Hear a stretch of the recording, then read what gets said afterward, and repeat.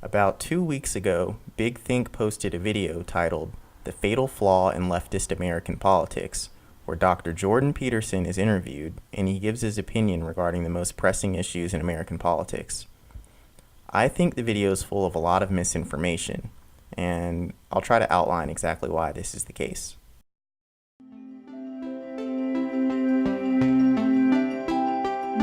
I would like to talk briefly about depolarization on the left and the right, because I think there's a technical problem that needs to be addressed. So here's what I've been thinking about. It's been obvious to me for some time that, for some reason, the fundamental claim of postmodernism is something like an infinite number of interpretations and no canonical overarching narrative.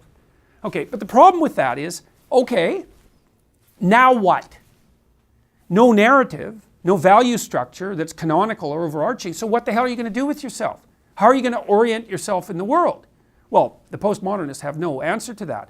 So what happens is they default, without any real attempt to grapple with the cognitive dissonance, they default to this kind of, this loose egalitarian Marxism.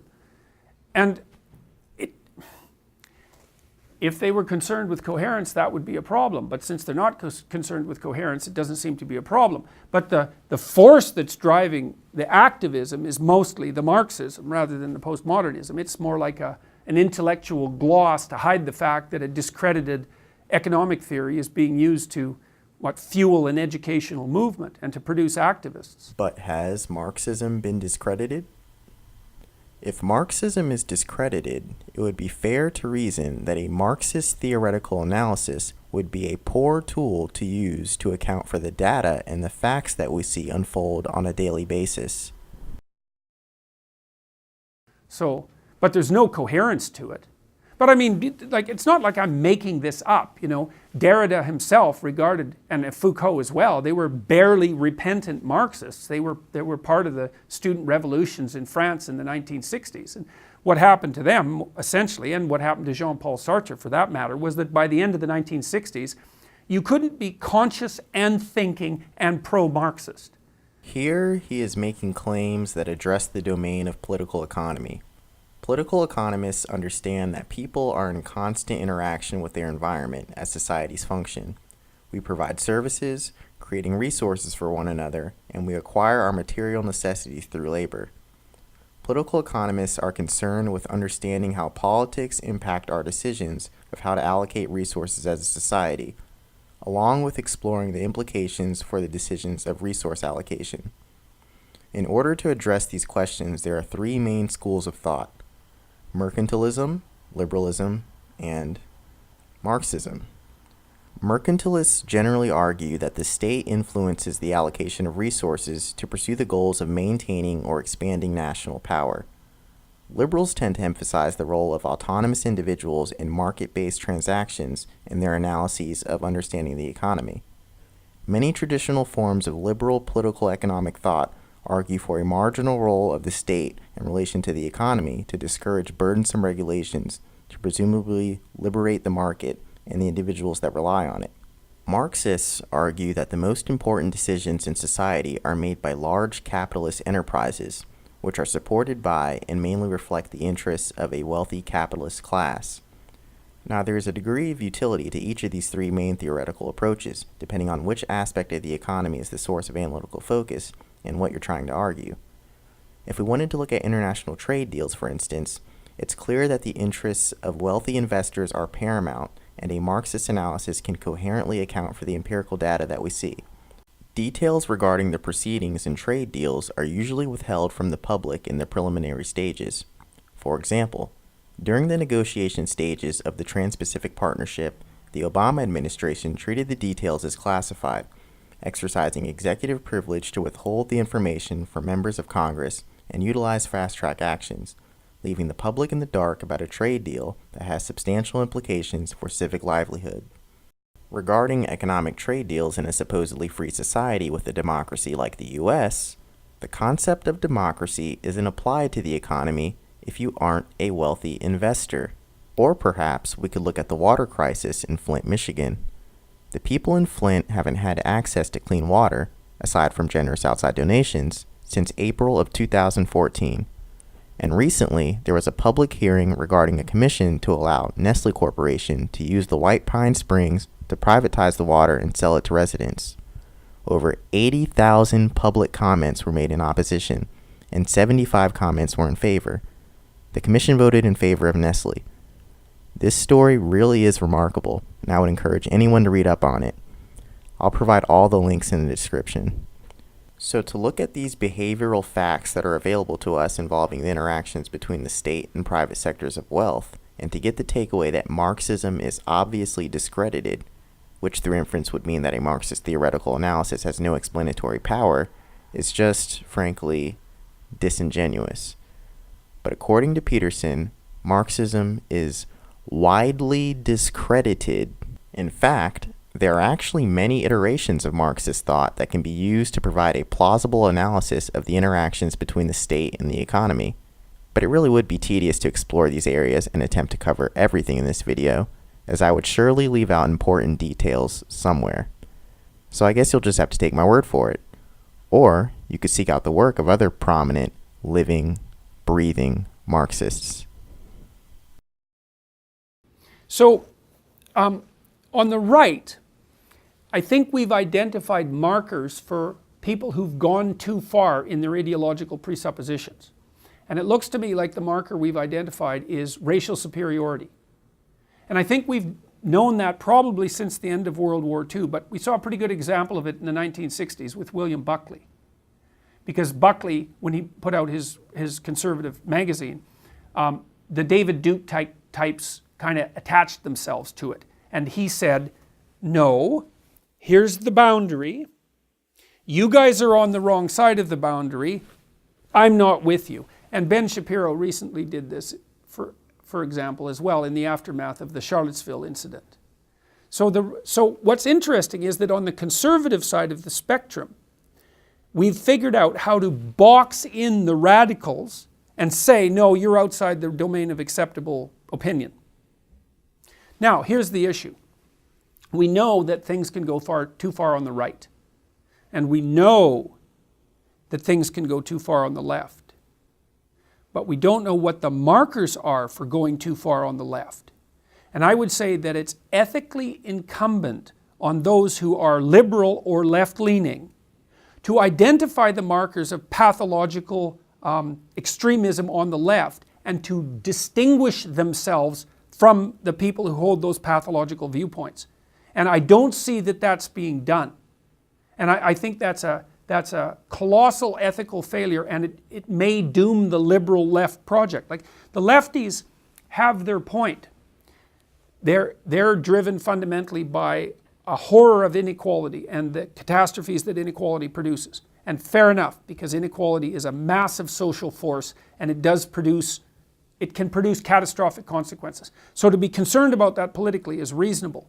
But we do know that that concern can go too far. Okay, so I've suggested that there's a triumvirate of concepts that bear the same, have the same potentially catastrophic outcomes when implemented as the racial superiority doctrines. Diversity, inclusivity, and equity as a triumvirate. Even though you can have an intelligent conversation about two of those anyways.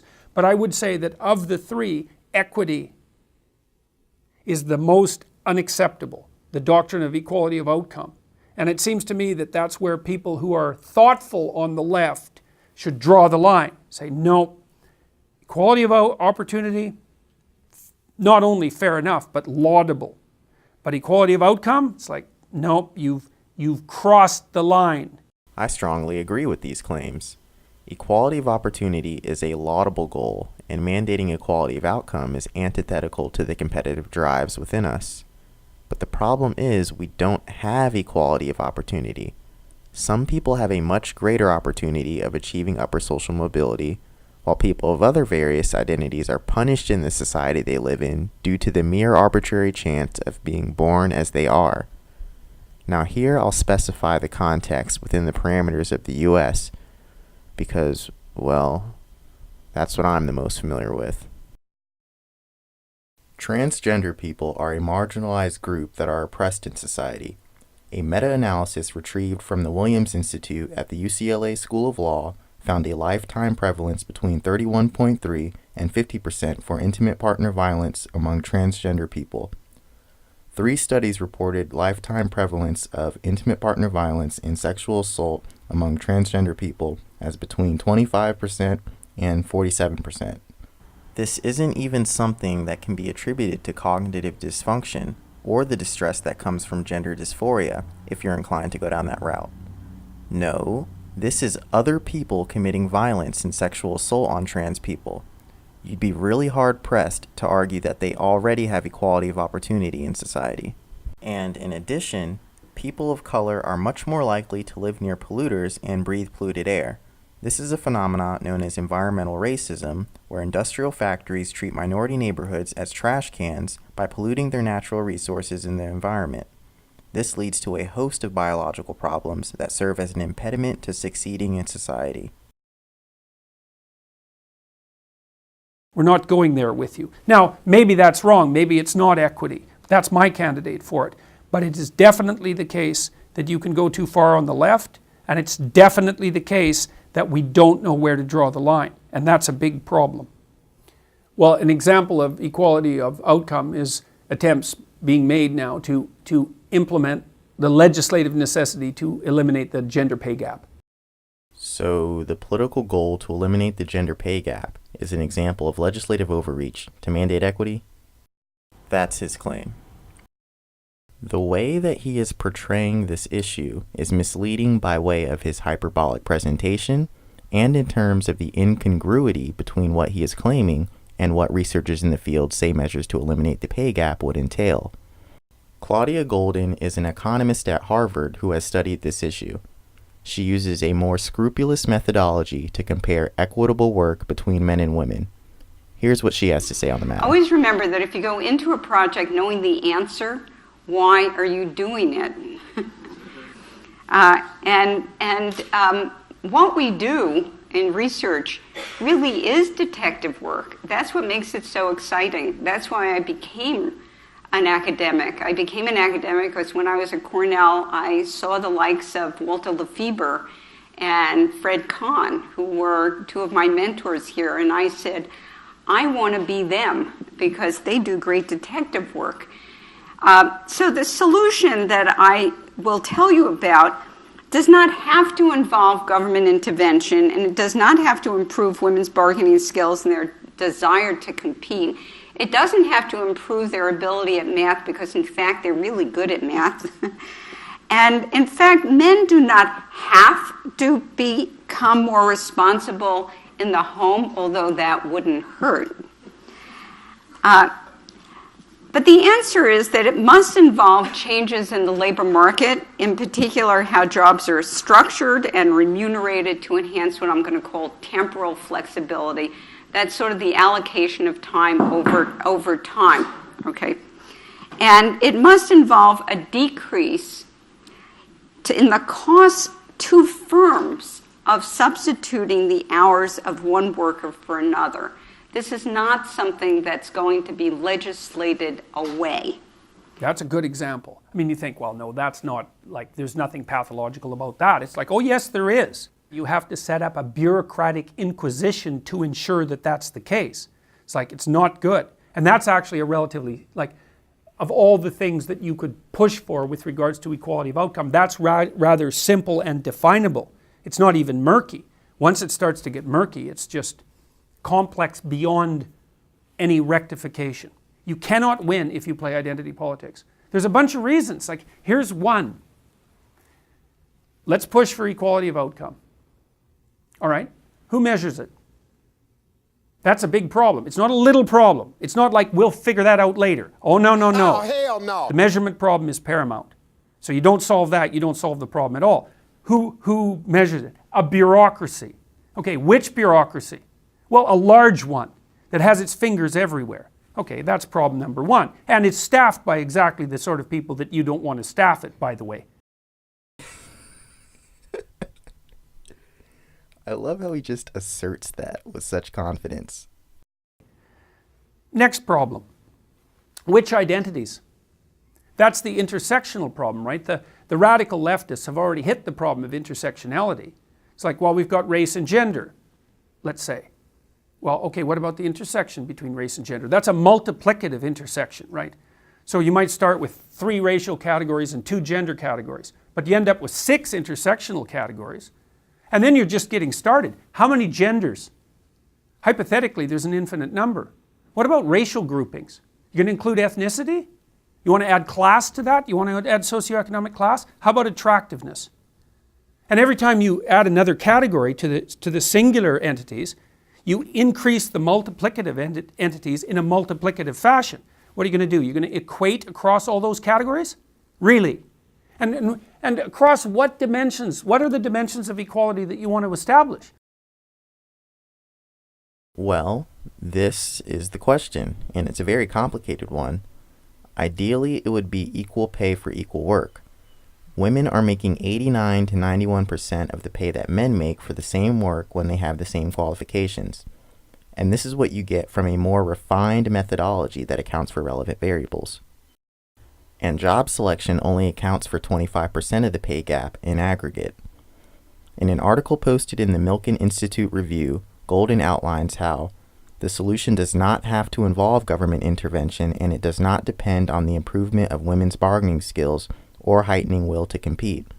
She later goes on to say, but while this analysis tells us what might level the playing field in the labor market, it does not follow that the solution can be achieved through regulation.